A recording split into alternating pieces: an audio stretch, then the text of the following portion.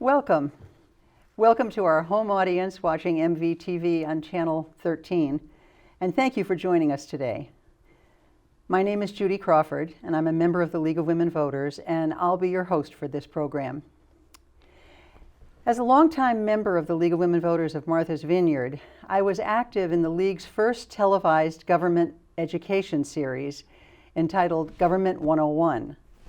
The purpose of that series was to see how our various vineyard town governments were organized and how they operated. And today, I'm very excited to launch the new civic engagement project through the League entitled Your Local Government Needs You. The purpose of this series is to uncover how several candidates have run for public office, and they've done it very successfully. The series consists of 3 separate interviews. We hope that these will inspire many of you in the audience to run for public office. I'm here today with Tara Whiting-Wells. Tara is the town clerk in West Tisbury. Welcome, Tara. Thank you. And let's jump right into it.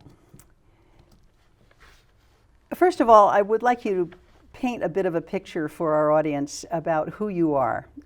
Give us an idea how old you are and where you were born and raised. Thank you for having me. I think this is a very interesting forum to have and very important, so thank you for doing this. You're welcome.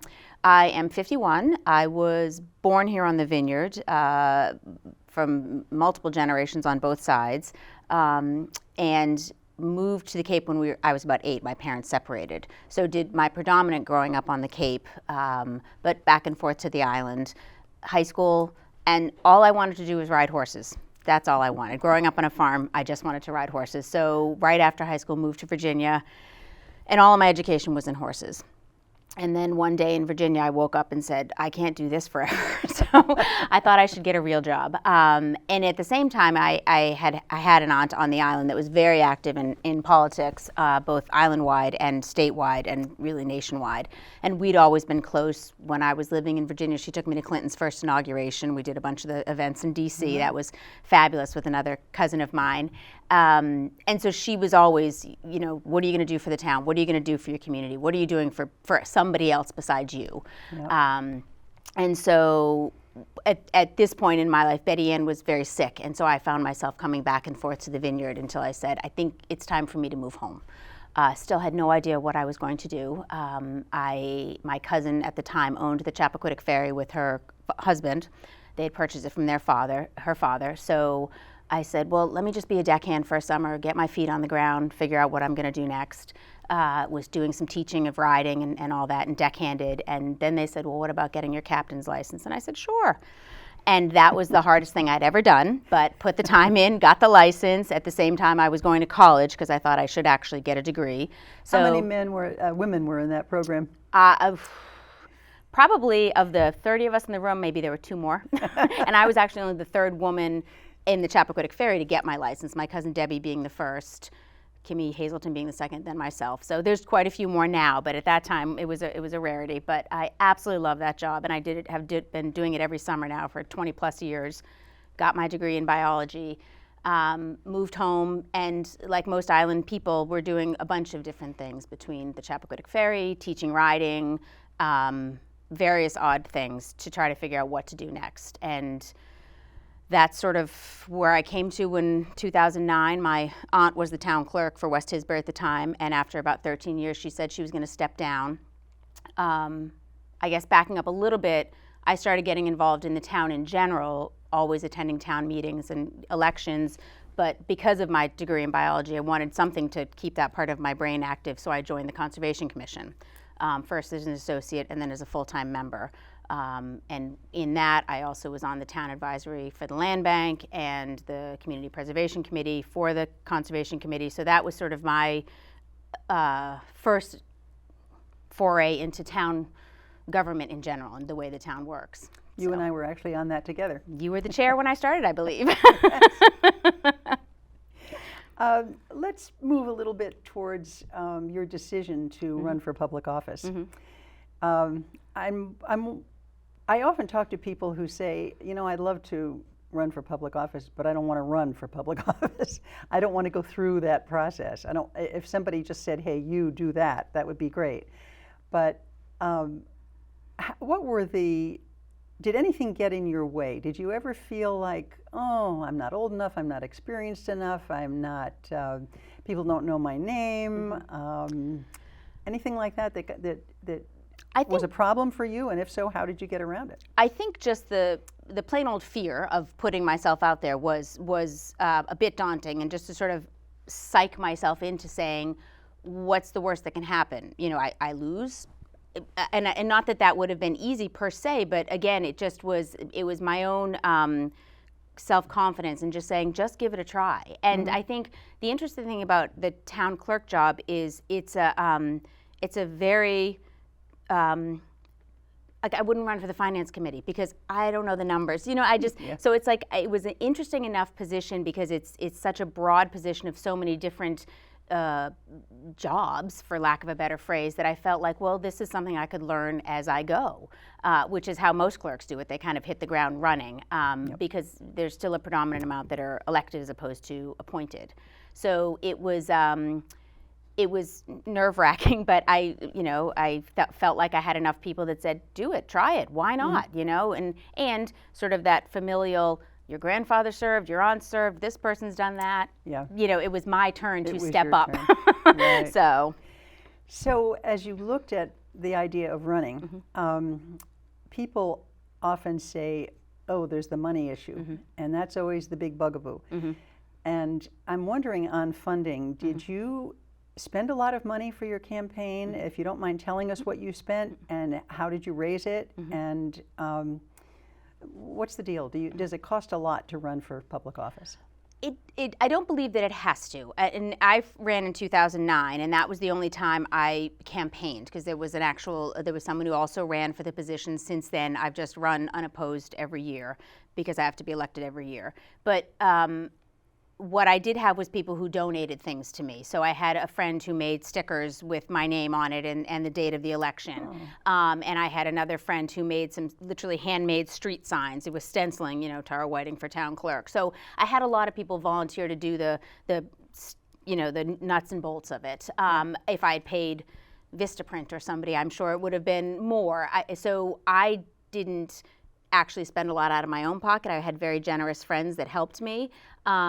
I will say now that having campaign finance laws having changed, I would still have to report that. Back then I didn't have to report it. I would have to start. It's not that daunting. The paperwork is quite simple for your name, your address, and people are giving me this much money to run a campaign. It's very simple to file it, and I think it doesn't have to be that expensive. I think that town columns are great for getting people's names out as opposed to having to take out an advert.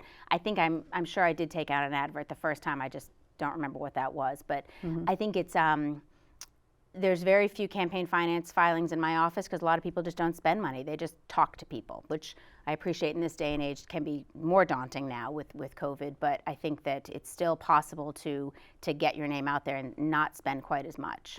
So it's interesting you mentioned that you stenciled. Was it on wood that you just it was actually yes, basically it was 2 sticks, piece of plywood, stencil. Yep. That's exactly what Ben Robinson told us in last week's interview, that he had done the same thing. He said he maybe spent $100 on the stakes and the pieces of wood and the paint, and then he just hand painted them himself. Exactly. And it was an arts and crafts project. Exactly. And it was that simple. Yeah. So it doesn't have to be that daunting. It does not. It does not. Also, he has a very strong feeling about using plastics and single use. So he didn't want to do something like that and then throw it away. Absolutely. So let's talk strategies a little bit. I think when you're running for office, you want to get the word out. You want to meet the public. You want to talk to people. And of course, we're in a pre-pandemic world. We had that pretty easy. We just had meet and greets in people's homes, and they could ask you questions, and you could tell them what you thought about things, and listen to them and draw out ideas. But with COVID, it's a whole different ballgame, and we can't do that. So how did you talk with the public, and how do you do that now? Well, I haven't had to actually campaign now for years because I haven't been had an opponent. But I think that, first of all, the League of Women Voters does that fantastic candidates night.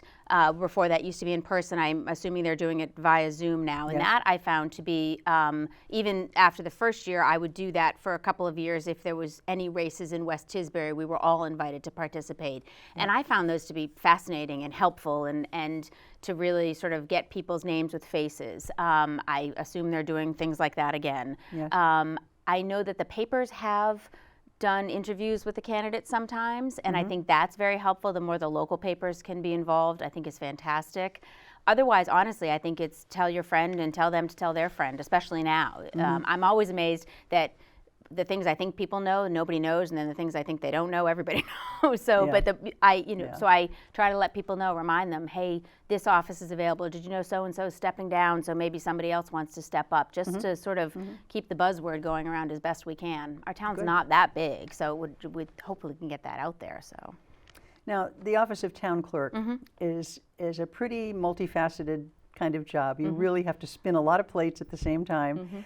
Can you tell us a little bit about what kinds of responsibilities you have, what your duties are in that job? I mean, not in great detail, but just kind of a summary of what you do. Essentially, I'm the center of vital records for the town. So birth, deaths, and marriages go through my office, if the marriage is in West Tisbury. And then any keeper of the town records is my generic catch-all. As the town has grown, boards keep their own records as well, so it's not quite the central repository that it was. But by law, a lot of things are supposed to be filed in my office. And really the biggest part of my job is the elections. And at the local level, pretty straightforward.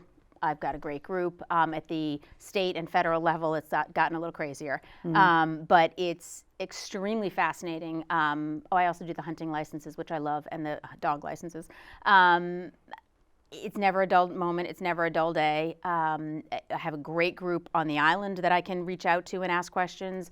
I have a phenomenal Mass Town Clerks Association, New England Town Clerks Association. So if there's ever a issue, someone's gone through it at some point. There's clerks that have been on the job for 30 years, and others like me that the first year I just sat there in trainings like a deer in a headlight, like, oh my gosh. But the trainings are fascinating. The state is actually quite helpful and quite easy to reach out to. An elections hotline, help desk for the state computer. It's quite wonderful. So they gave you a full course of training in how to be a town clerk? Yes and no. I think that there are courses there. You have to avail yourself to them. I mean, I had, when my aunt retired, she basically stayed on for a couple weeks and gave me the highlights. And then it was, here you go. But yeah, exactly. But truly, there's usually trainings a couple times a year in the state, and then there's others that they've always been ones you could log on to, so to speak. Trainings all the time happening at the state level that the webinars, I guess is the word I'm looking for. So it's important to go. It's important to keep up, especially with the election stuff. And this last cycle with all the changes for COVID and early voting and vote by mail, that was a lot, but I'm very, very grateful for this state and the ease of which people can vote here and not having any issues with, anything, to be perfectly honest. Busy, but no issues, so I was very grateful. But yes, there are a lot of trainings out there. And if you run into something that you've never had to deal with before, would you turn to the state? Could you pick up the phone? Yes, and call? absolutely. I usually try to reach out to a clerk first, just because they tend to speak more my language versus the state, which sometimes they drone a little. But I think for them, yes, the state is really easy to reach out to. There's some great people working at the state level in Bill Galvin's office and everything. So I'm very grateful for that. Now, if somebody came up to you and said, Tara, I've been kind of toying with running for the planning board or something else, what kind of advice would you give them? What 2 or 3 things might pop to the top of your list in the way of advice? I think the most important thing is to participate in some of the meetings, go to some of the meetings, go via Zoom or however we're doing it, and see exactly what they do. Talk to a couple of the board members. If there's someone you know that's on the planning board, hey, what do you think about it? How long have you been doing it? Is it something I'm going to be interested in?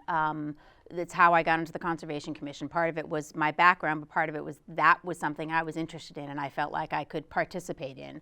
each board is going to have a huge learning curve, and I think people get a little daunted by the fact that they listen into a meeting and think, I didn't understand most of what was just said. Nobody does at first. And I think that's just the realistic nature of it. And if you can just stick with it, and if it's something that, because you're a builder or you have planning background or whatever, I think go to a couple of meetings, talk to some people, and just try it out. There's no, even with the elected positions, no one is saying you have to do it the whole time. We hope you do.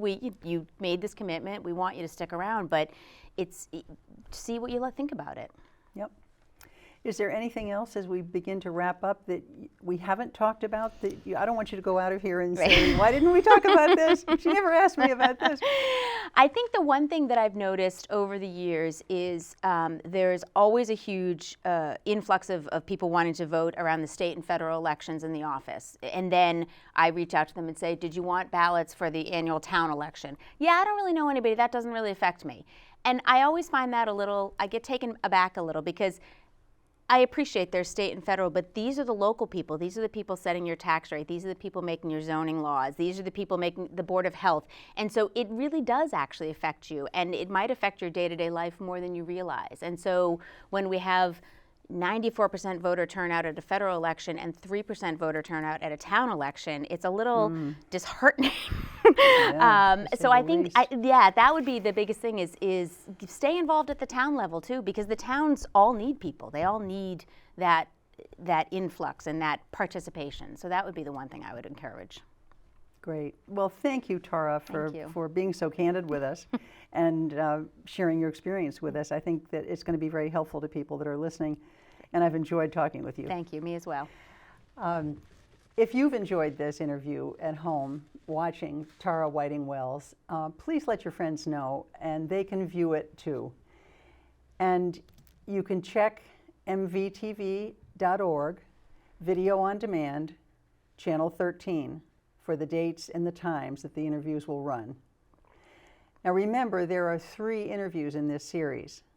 The first one I referred to before was with Ben Robinson. He's a member of the Planning Board in Tisbury and also the Martha's Vineyard Commission. That was an interesting interview, and Ben talked a lot about how he got into this job, and it's really worth seeing. Today's interview was equally interesting in different ways with Tara Whiting-Wells, town clerk in West Tisbury. And next week, I'll be interviewing Emma Green Beach, a recently elected member of the Select Board in Oak Bluffs.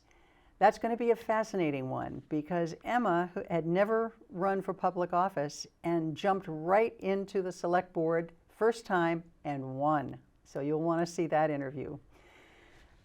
On a little more serious note, our country was founded on the principles of democracy. And we all follow the national news and the state news, and we're aware of how politics may have an effect on our future quality of life.